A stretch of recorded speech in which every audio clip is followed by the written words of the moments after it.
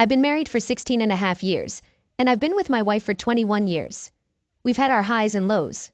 When I first met her, she was the nicest and kindest woman I'd ever encountered. I actually told her she would be my wife just 2 minutes after meeting her. We have 2 children who mean the world to me. After the birth of our second child, she started becoming distant, depressed, and changed. I thought she might be dealing with depression. However, she resisted seeking help for it. She suggested couples counseling, but this was during the recession, and I was juggling 4 jobs and a side business just to barely get through each month. I couldn't afford an extra $50 a week, especially when she wouldn't communicate with me. I repeatedly asked her what was wrong, and her response was always, "I don't know." Her mood would vary from week to week. Sometimes she'd be great, and other times she'd be rude and disrespectful. Once our situation improved, I pleaded with her to attend counseling together. She eventually agreed, though I sensed her reluctance. We went to see a therapist, and I think she anticipated the therapist placing all the blame on me and instructing me to improve, but that's not how it went. Initially, the therapist echoed what I had said. I can't work with "I don't know." So my wife brought up the need for more help with household tasks. This was back in 2015. Since then, I've taken on 3 jobs, regularly vacuumed, done the daily dishes and sink cleaning, assisted with laundry, taken out the trash, and maintained the house's organization. There was improvement for a period. However, she reverted to being hostile again. This time, she aimed her frustration at our daughter, frequently snapping at her. At one point, I took her aside and assured her that divorce was not an option for me. I conveyed my dedication to working on our marriage until it got better. It appeared that she was projecting her negativity onto our daughter, possibly because our daughter is so much like me. I couldn't let that continue. So I told her that if she genuinely wanted a divorce, we would follow through with it. The following day, she communicated her desire to give our marriage another chance. For a few years, things improved. She even consulted a doctor and was prescribed a low dosage of antidepressants, which she agreed to take. Moving to 2020, went back to being mean and disrespectful, worse. Her voice showed complete disrespect when talking to me, and she looked disgusted when I appeared. It was painful. Our bed life was fine, but she'd hold back during her bad moods. Still, I remained faithful, despite getting many offers as a bartender. My sister assumed I cheated because my wife wasn't intimate for so long. I told her I wouldn't do that. Now we're here. Last month after a wedding at a hotel, I wanted to be intimate, but she said directly, "I don't want you." She suggested divorce after the holidays for the kids. She fell asleep in 10 minutes.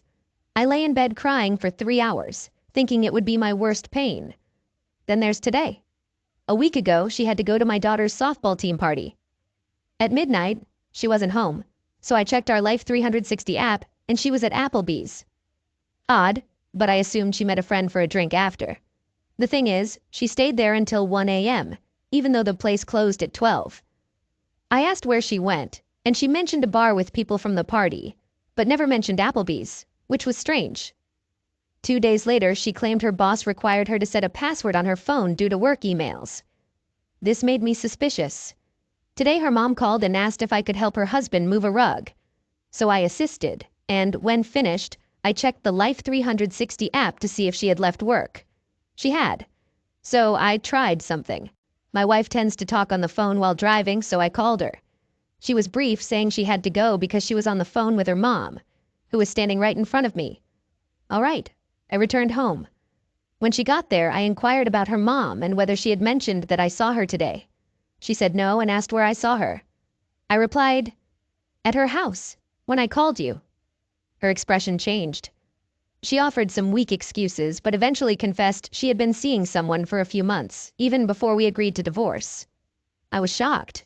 10 minutes later, she acted like nothing happened. I'm not sure if she did it to avoid alarming the kids or if she simply doesn't care about how much she hurt me, but I suspect the latter. I couldn't talk to anyone about it, as we've been keeping our agreement to divorce a secret to protect the kids. We had to go to a Christmas village tonight, so we were out all evening. My kids sensed something was off with me, but assumed I was in a bad mood. My son even said, "You sound hurt." I'm not sure what to do. Divorce was already stressful, And I lost 20 pounds in the past month without trying due to the pressure of keeping my house while going through this. I spent 15 years paying off her debts, including $10,000 in credit card debt, $15,000 in student loans, and a $45,000 car. Now I'll owe her at least $40,000 for the house. It'll be tough, but I believe I can manage it. I was mentally preparing for the divorce, and then this betrayal hit me hard. In the past month, she's hurt me more than I thought possible. The woman I married feels like a stranger. I don't know what to do. Telling my daughter about the split will break her heart, and I'm unsure if I should mention this betrayal, fearing she'll resent her mom. I'm lost, confused, incredibly stressed, and heartbroken. I look at my wife, and she appears completely indifferent. Thank you for listening. I'm not sure if what I wrote is allowed or too off topic, but I appreciate it, because typing it out and getting it off my chest feels therapeutic, even though I'm typing this with tears streaming down my face. 3-month update from D-Day. I received a lot of advice on my first post. Check my submission history to see the original story. But I chose to trust my instincts on how to proceed, and it's going decently. It's still not over, which was expected given the short time. Anyway, about a week after my post, I discovered the guy's name when she was sending a Facebook message on her computer. Apparently, that's their only way of communicating. Probably because he's married with 3 kids. He's also a wealthy doctor. That discovery really hit hard for a guy working 3 jobs just to get by. On Christmas, I found out she had informed her entire family that we were getting divorced, along with my sister and my cousins' wives. In the meantime, I hadn't told anyone yet, fearing it might reach my kids before the holidays ended. Her mom was upset, thinking she was making a huge mistake. The same went for my sister and her best friend. She, however, didn't care. Naturally, she left out the part about her infidelity. I couldn't talk to her mom during Christmas because she was already close to tears, and I didn't want to give any hints to my kids. So I arranged to talk to her a few days later. The following day, my wife and I sat down to talk. I expressed that I didn't want her to see the guy until everything was settled. I found it disrespectful, and if we were going to divorce as friends, she shouldn't treat a friend that way. She agreed. Then we discussed how we'd divide things. I think I did all right. No alimony, no child support, equal custody, 50-50ths. We both provide clothing for the kids, and everything else is split evenly. I'm keeping the house, and I need to pay her $43,000 in equity. Ultimately, she ended up with around $40,000, owing her dad $10,000, an 800 credit score, and no debt, all thanks to me. When I finally spoke to her mom, I learned that when she knew we were going to talk, she confessed to her mom. At first she'd lied about cheating, but later admitted the truth. My mother-in-law was furious and gave her a strong talking to. Then she tearfully expressed her fear that I might cut her out of my life, which I assured her would never happen. Fast forward to mid-January. Now I've lost 40 pounds. I go to the gym daily to manage stress. Now we have to tell my kids. I told her I wouldn't lie to them, but I wouldn't just expose her either. I said if they asked, I'd try to steer the conversation differently. She felt the same way. The thing is, I knew my daughter wouldn't accept this easily. She's basically a 14-year-old version of me and can spot deception from a distance. And that's exactly what happened. Even before we could say anything, my daughter asked if we were getting divorced as soon as we sat them down. My wife confirmed it, and my kids started crying. I saw them crying, and it made me cry too. Then, my wife made a major mistake. She said, "Listen, we both want this." And that's when my daughter unleashed everything she had on her. She yelled, "That's nonsense. My father would never want this. You want this. Look at him. He's crying. I've never seen him cry before. This is all on you." Then she asked if my wife had been cheating on me. My wife tried to change the topic, but my daughter wasn't having it. She kept questioning her while yelling, "Tell me the truth!" repeatedly, until my wife admitted to it. After that, it was like I could see my daughter's mind working. She started pointing out every red flag and forced my wife to confess more details. In just 3 minutes, she got more information out of her than I did in a whole month. Afterward, I talked to my kids separately. My 12-year-old son needed assurance that things would be all right and that changes would be minimal. Although now I can tell he's dreading when everything finally settles. My daughter told me she cried for me, not for herself. I had to be hurt because of this situation. I comforted my daughter and made her feel better. Then she asked me to make her a promise. I've never broken a promise to my kids, so she wanted me to promise that if, when all of this is over, my wife loses her new house and needs a place to stay for a while, I would let her stay here. Despite everything happening, she could have asked for anything, yet she cared for her mom. I couldn't refuse.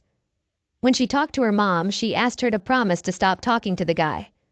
Unfortunately, my wife broke that promise after just 2 weeks. Since then, she's been sneaking around again, meeting him for short periods of time at places like Target. I caught her once more and we had another big argument. Once again, she agreed to stop seeing him, even though she still talks to him. Apparently, she now has feelings for him. As I mentioned, my daughter can see through her, so eventually she'll realize that my wife broke that promise. I don't need to be the one to tell her. Right now, I'm in the process of refinancing my house and my wife is searching for her own place. Her wealthy aunt is co-signing for her, so hopefully she'll find something soon. Also, there's one more thing, and I understand this might be controversial here. Yes, I have evidence. And yes, I now know everything about this guy, but I've made the decision not to tell his wife. I'm not proud to admit it, but my motives are entirely selfish and self-centered. The truth is, if I tell her and they get divorced, my wife will have a pre-established relationship waiting for her when she leaves. A wealthy guy who, even after divorce, will still have plenty of money to take her on lavish dates, nice vacations, assist with her bills, etc. While I struggle. As much as I want to bring harm to this guy, my desire to hurt my wife is even stronger. When she leaves, her secretive rendezvous will come to an end, but his won't. They won't have the luxury of going out on dates. She'll see her role as a mere side piece. They'll only be able to meet at her place and he'll have to leave soon after. He won't provide her money because it could raise suspicions with his wife. Now that she has feelings for him, she'll witness whether he's willing to leave his wife and family for her. I'm guessing he won't, but if he does, that's his choice. He'll have to be the one with the courage to make that decision. I won't do his dirty work for him. This is what occurred with her wealthy aunt. She got involved with a married man, the wife discovered the truth and left, and she moved right in. She went from being a struggling single mother to a millionaire. This scenario might unfold with my wife, but I won't contribute to making it happen. It's been 16 months since I found out. Here's an update. If you check my post history, you'll see what happened. I caught my wife cheating after nearly 17 years of marriage. The divorce was finalized this past August. I assured my kids that their lives would change as minimally as possible, and I've stuck to that commitment. In August, we completed the divorce. She was looking for homes while still living here. She lost in 16 bidding wars. I found a house nearby that she liked. I talked to the owner and he let her have it without entertaining other offers. She wouldn't have secured the house without my involvement, which feels good since my kids are always close by now. Never more than 30 seconds away. Our divorce agreement turned out well for me. No alimony, no child support, equal custody, 50-50. I kept the house and paid her the equity. I managed to refinance before interest rates went up significantly. Over the next few months, I rearranged and refurnished my house after dividing the furniture. I made changes, adjusted pictures, and focused on my kids. I stayed positive and continued going to the gym and working. It's been going well. I've maintained a friendly demeanor with her, which comforted my kids and helped them adapt to the new situation. She even joined us for Thanksgiving and Christmas Eve at my sister's place. People might think I'm crazy, but I let go of resentment and enabled my kids to enjoy the holidays normally, and that brings me happiness. In December, I met a wonderful and beautiful woman. She lives an hour away, divorced, and has 2 kids. Due to custody arrangements, we only get to spend time together a few times each month. Nonetheless, she's incredible and brings a lot of joy into my life. I'm unaware of my ex's dating life and whether she's still involved with that guy. I know she's had some other connections, but I don't inquire about it. I do know that one night, 3 weeks after she moved out, she went on a date and ended up getting attacked by 4 girls. I can't deny that it made me chuckle. Regarding the guy she cheated on me with, we share some mutual friends whom I've confided in. One couple, who are also friends with me, saw him with his family at an event and began discussing me in their presence. They mentioned that I knew about him but hadn't taken action yet. They went on to say things like, if he decides to confront him, they won't discover that guy's body for decades. All while laughing and watching him squirm without revealing that they knew he was involved. I doubt my ex informed him that I was aware of the affair, so that might have been a surprise for him. I'm sure I'll cross paths with him eventually, but I'm not actively seeking it out. So, after 16 months since D-Day, I have a new girlfriend, a strong relationship with my kids, a satisfying work life, excellent physical shape, and financial stability. I believe things couldn't have worked out better for me. For those currently going through a similar situation, here's my advice. Stay positive. Don't let resentment and negativity take over your life. If you're not financially well off, try to sit down with your spouse and come to an agreement without involving lawyers. This way, you'll have some funds to move forward with. If you have kids, make an effort to maintain a cordial relationship with your spouse. I understand how challenging this can be, but you're doing it for your children, not for your ex-partner. Engaging in regular exercise is an excellent way to reduce stress. Find a gym and start going. It'll benefit both your mental and physical well-being. Keep in mind that every situation is unique. Discover the path that suits your circumstances the best. Once they're no longer in your life, remember that they're truly gone. There's little chance they'll come back, and even if they do, it might not be in your best interest. Trust is irreparably damaged. So move forward and seek someone who truly deserves you. If you don't often meet people in real life, consider trying a dating app like Bumble. They can be effective. This update might not be as dramatic as some in this community would like, but things have turned out positively for me and my kids. That's what truly matters. I'm much happier now than I was after my initial post, and I believe that's the ultimate aim of this community. So, thanks for the kindness and support. They made a significant difference. Story 2. Background. My girlfriend Hannah and I both grew up in a big town with almost 20,000 people. Even though we attended the same high school, we never crossed paths or talked. We only started having serious conversations a couple of years ago. After finishing college, I got a job that involved a lot of travel around the state. I requested an office in the branch of my hometown because I wanted to handle business not just statewide, but also in my own town. They agreed since there was no other business representative there. After a few months, I established a routine of spending 1 to 2 weeks at the city office, another week in my hometown, and then 1 to 2 weeks traveling around the rest of the country. Around a year later, I decided to purchase a house in my hometown. That's when I met Hannah at a party. It was a Friday, and I had just returned from one of my trips. I was at my office checking some paperwork when Craig, who's both the managing director and a colleague, walked in. Craig and I grew up together in the same close-knit town, although we went to different high schools. However, our bond grew stronger after we returned from college. He asked how things were, and then invited me to a house party he and some buddies were throwing that evening. It was a bit short notice, but I agreed because I thought having a few drinks with friends would be good. At the party, Craig introduced me to Hannah. She was a new employee at the branch where my hometown's office was located and was getting to know everyone. Since we had attended the same high school, we hit it off right away. The party went really well. Hannah got along with my parents, and her parents also approved of me. They were happy that someone could bring her the happiness she deserved, especially since she had faced relationship issues and struggled with depression in the past. I won't go into too many details, but after 2 years of dating, we decided to take the next step, and she moved into my house in my hometown. Things were great for almost a year, and then things started to change. Our FaceTime sessions became shorter, or she claimed to be too busy to answer the phone. Suddenly, neighbors began telling me about a car resembling my friend Craig's, a black Chevrolet Camaro. I was consistently noticing my car parked in the back alley near my house whenever I was away. Also, I found clothes in my wardrobe that weren't mine. These signs strongly suggested that she might be cheating, but she assured me that my suspicions were unfounded. She claimed that Craig would occasionally visit to discuss work matters, but he never stayed overnight. I chose to disregard it, thinking I was just being overly anxious. I continued acting as if nothing was amiss, but a nagging feeling persisted that things weren't quite right. Nearly 6 months later, I uncovered her lies. I had finished a significant contract with a new company, and negotiations ended sooner than expected.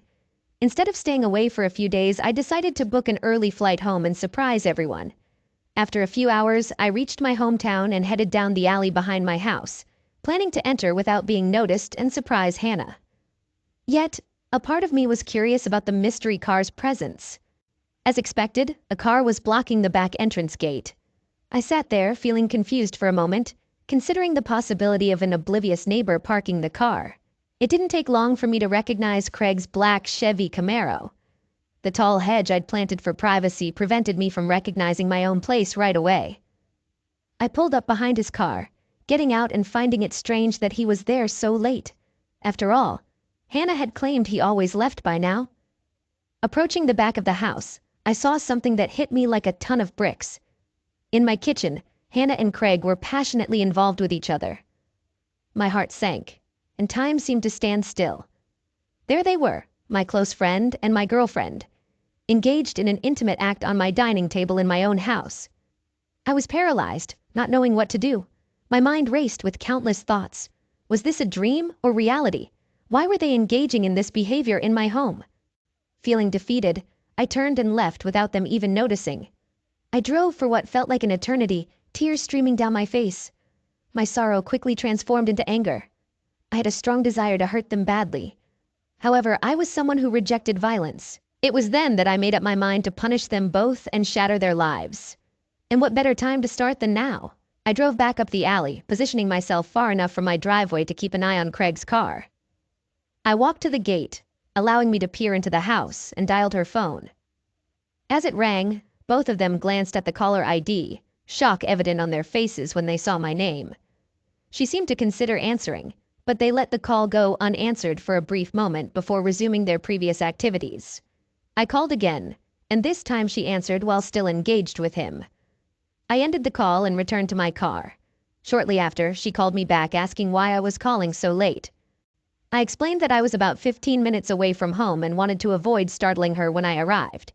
She appeared surprised and acted pleased that I was on my way. The call ended quickly as she mentioned getting up to change. I said goodbye and hung up. Within moments, Craig dashed through the gate partially dressed, hopped into his car, and sped away. I chuckled a bit, knowing the fear they must have felt being on the brink of getting caught. I waited a while before driving my car to the same spot Craig had occupied earlier. The night remained relatively uneventful after that. It wasn't until after she had fallen asleep that I got up and headed to my office down the hallway. Sleep eluded me. I felt the need to strategize, and strategize I did for my revenge. My mother had always taught me to be a pacifist and let universal karma take its course. But on this occasion, I believed that karma could use a helping hand. I chose to enact separate punishments on both of them, with the intention of completely ruining their lives. I was aware that Craig had a pills obsession, though not a severe one. He managed to keep it under wraps. I stumbled upon this knowledge by accident when I walked into his office and saw some snow. I acted as though I hadn't noticed, allowing him to hide his habit. It was a favor to him, as our workplace had a strict policy against substance abuse. A few weeks later, I had friends over, including Craig, for drinks. After making sure he was quite intoxicated, I suggested he stay the night and sleep off his inebriation until the early morning hours. I took hold of his office keys and drove to our branch office. With the knowledge that he was heavily drunk and wouldn't awaken until morning, I began searching his desk and drawers. I focused on the drawer where I had previously spotted his snow. Upon closer inspection, I realized it had a concealed compartment. When I lifted it, I made a significant discovery. I had assumed he engaged in using white snow, but the contents of that compartment were truly disturbing. He had a wide array of substances stored there. I took photographs and carefully restored everything to its original position. Prior to leaving, I discreetly placed a small button camera I had acquired from Alibaba above the door, securing it at an excellent price. With everything in place, my plan was gradually coming together. Judging by the assortment of pills in his drawer, it seemed that Craig was likely using substances at least twice a day. I had previously suggested to my girlfriend that we install CCTV cameras around our house for enhanced security. She had been hesitant, expressing concerns about cameras being hacked by scammers and other issues. In hindsight, I can understand why she had reservations about it. Before heading back to the city for a flight, I orchestrated a staged break-in by damaging the rear door of my kitchen and leaving it open. As soon as I arrived, I received several messages. My mom was clearly anxious and had discovered the broken door while visiting, prompting her to call the police. Hannah had sent me a message, sounding deeply shaken and in tears. Additionally, the local police contacted me, requesting a call. After returning these messages, I informed the police that I was currently away on business and would be able to meet with them the following week. During my absence, I arranged for Hannah to stay with my parents until my return. I asked my dad to coordinate with a local security company to install cameras and an alarm system, making sure to get approval from the police first to avoid tampering with the crime scene. Upon returning home, I went through the standard routine of disbelief and wondering why this had happened. After thoroughly examining the situation, I had the security company's representative guide both Hannah and me through the operation of the cameras and alarm system. Finally, the question I had been anticipating arose. What if we engage in some private activities and don't want them recorded? Although she pretended to be bashful, I understood the true reason behind her question. The representative reassured us that this inquiry was quite common. He demonstrated on the home computer how to temporarily disable the recording for specific cameras if we wanted to ensure privacy for certain activities. As I saw him out, I inquired whether it was possible to receive notifications even when the cameras were turned off, as an extra safety measure. He promptly returned to assist me in setting up email notifications and left shortly afterward. Furthermore, when Hannah went out for groceries, I discreetly installed the spy button cameras throughout the house. It was a fantastic situation. All I needed to do was be patient. At this stage, I reached out to legal advice groups on Reddit to seek help regarding couples' laws in my country. I wanted to ensure that my upcoming plan could be executed within legal boundaries and that I wouldn't be obligated to pay any money or equity to Hannah. I had concerns about whether we were considered a de facto couple or not. I didn't want to face any unpleasant surprises where Hannah could potentially take money from me. A big shout out to the helpful individuals on Reddit who connected me with a great lawyer. The lawyer reassured me that due to our dating history of nearly 4.5 years, we hadn't lived together long enough to be classified as de facto.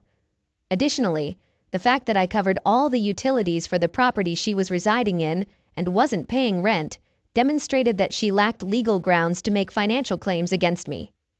To ensure everything was secure, the lawyer drafted a strong legal document in case of any legal complications. More positive news followed as my boss approached me the next week, offering me a promotion to return to the city and lead the team.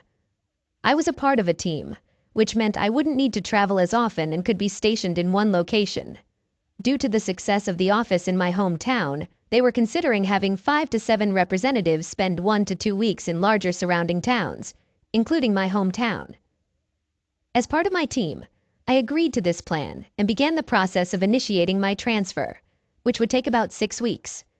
The timing was perfect, allowing me enough time to gather all the evidence I needed. Upon returning to my hometown the following week, I set my plan into motion.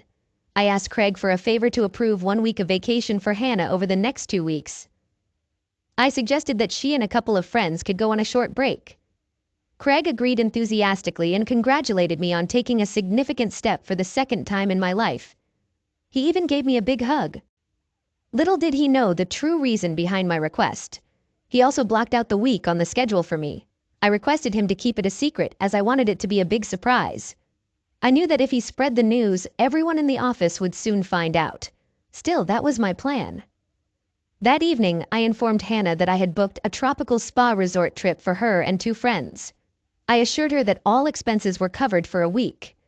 I encouraged her to choose her friends and return to an amazing surprise when she got back. I also mentioned that I would be spending the following week in the city, preparing for a crucial client meeting and coordinating my team's efforts before flying out the next week. I explained that I wouldn't be home until the Monday she was leaving, which seemed to disappoint her a bit. However, I reassured her that it would be worth the wait when she returned. What I didn't reveal to her was that I had actually planned to take a 2-week vacation on the other side of the country. I mentally prepared myself for the turmoil that would unfold once she stepped onto the plane, all while savoring the initial taste of freedom. 2 weeks later, on a Sunday, I flew back and started driving home. Upon arriving, I did a quick check of my house. As expected, Craig's car was parked there, just like the first night I had caught them. I parked a bit away and checked the live CCTV cameras. However, I couldn't spot them anywhere. I switched to the spy cameras, including the one hidden in the bedside lamp. I discovered them in the act in our bedroom. We hadn't placed any CCTV cameras in our bedroom, so I assumed she felt it was a safe spot on our bed. It wasn't a shock to me, though, as I had been consistently recording their actions over the 2 weeks of my absence. Without revealing my identity, I made my first call to the police, blocking my caller ID. I reported a suspicious person in a car lurking in the alley behind my house. I mentioned that this individual seemed to be passing something to other cars and peering into my yard, which raised concerns about potential dope dealing. I shared Craig's car description and license plate and hinted that I suspected him as the possible dope dealer. The police assured me that they would dispatch someone soon, and I thanked them before ending the call. Using a newly created email address, I forwarded all the videos captured by the spy cam, showing Craig using white snow in his office, along with the photos from the night I had gone through his desk to his boss. After that, I called Hannah and informed her that I was approximately 10 minutes away from home. I mentioned that I was aware she was flying out the next day, but that I wanted to surprise her before her departure. Watching the footage now, I can't help but laugh at the chaos I stirred up, and I'm amazed that I didn't hear any commotion. Within seconds, Craig emerged, partially dressed, and hurriedly made his way out the back door to his car. I couldn't have scripted a more perfect scenario. Just as Craig sped away, a police car turned the corner behind me, spotted his rapid departure, and promptly gave chase.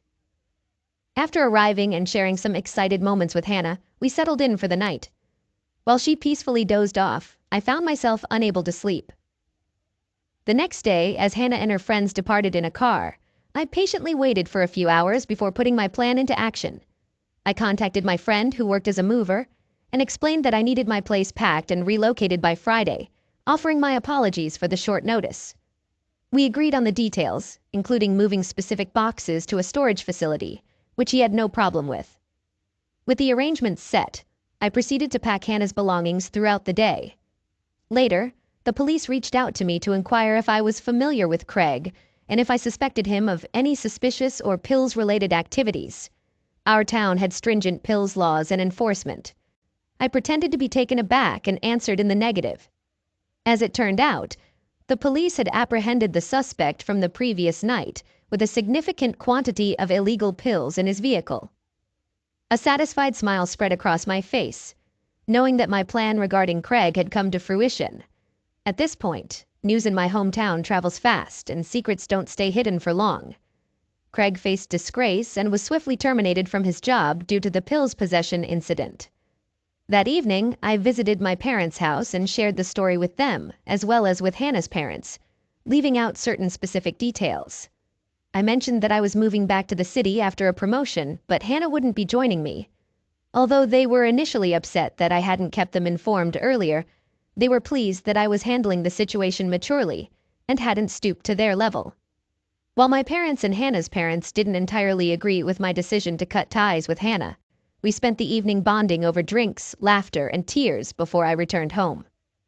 As the week came to a close, I stayed busy organizing cleaners for the upcoming week, coordinating with the real estate agent to list my house for rent, and handling various other tasks at my hometown's office. On Friday afternoon, after packing some of my belongings into my car, I bid farewell to my parents and embarked on the drive. I headed to Catherine's house, a close friend of Hannah's from childhood. Catherine was the only other person aware of the details involving Craig. Her assistance proved invaluable in organizing everything swiftly and efficiently. I handed over a large manila folder to Catherine, containing all the evidence I had gathered of her cheating, along with a letter and several legal documents from my attorney. These documents outlined that she was under orders not to contact me and provided instructions on how to access her belongings stored in the rented storage unit. After a brief farewell, I left and drove back to the city. On Sunday, I woke up to numerous missed calls, voicemail messages, and text messages. It turned out that Hannah had returned home earlier than expected, sensing that something was amiss in town. She arrived to find an empty house with a "for rent" sign outside. Panicked, she went to my parents' place, but they shut the door on her as soon as they answered. She reached out to various people until she finally got in touch with Catherine, who had a package for her. I learned that she didn't take the news well, as evidenced by the angry texts and voicemails I received. She accused me of setting up Craig and being deceitful. I worried that she might come to my doorstep, but nothing of the sort occurred. 6 weeks later, after leaving and receiving a promotion, I found happiness and settled into my new situation,